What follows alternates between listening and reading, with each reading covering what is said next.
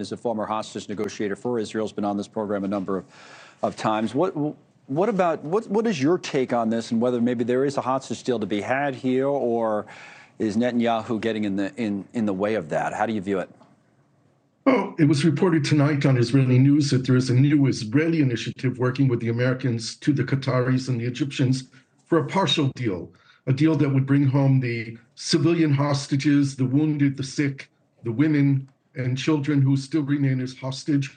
Israel would extend a ceasefire for a longer period of time, not an end to the war and not a full withdrawal from Gaza, but a pulling back of Israeli positions in the Gaza Strip in exchange for those civilian hostages.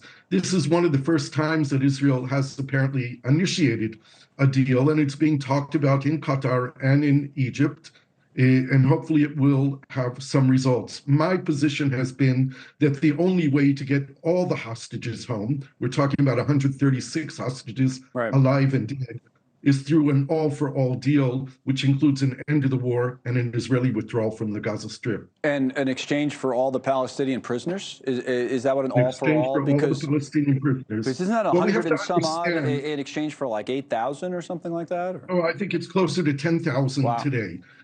It's a huge number, and it's a huge victory for Hamas. But what we have to realize is that the hostages cannot wait. Every day hostages are being killed. The war effort can wait.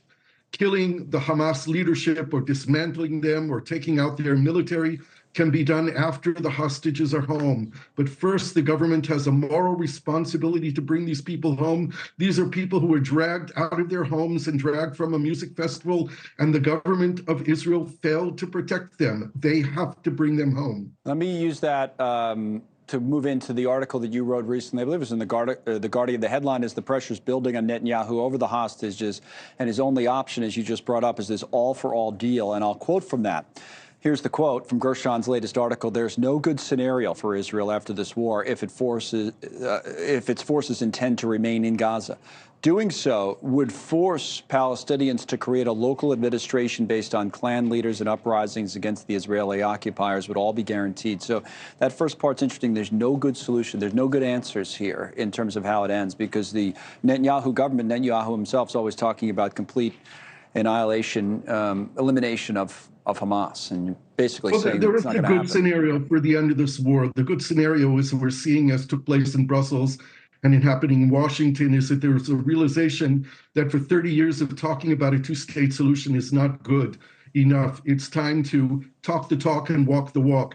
The United States and the European countries have to recognize the state of Palestine.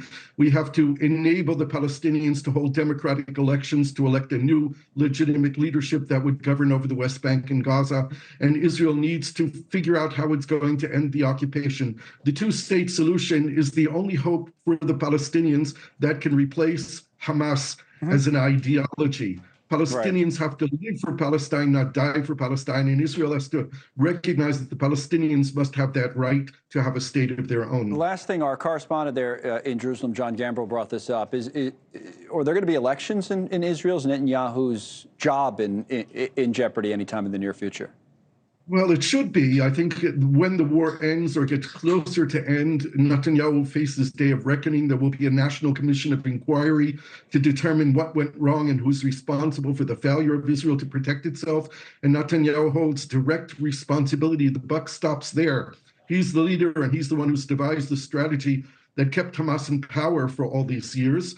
And he will pay the price of losing an election or having to resign before then. All right, Gershon Baskin with us once again. Thank you, sir. Thanks so much for watching. Just go to joinnn.com to find NewsNation on your television provider. And don't forget to click the red subscribe button below to get more of NewsNation's fact-driven, unbiased coverage.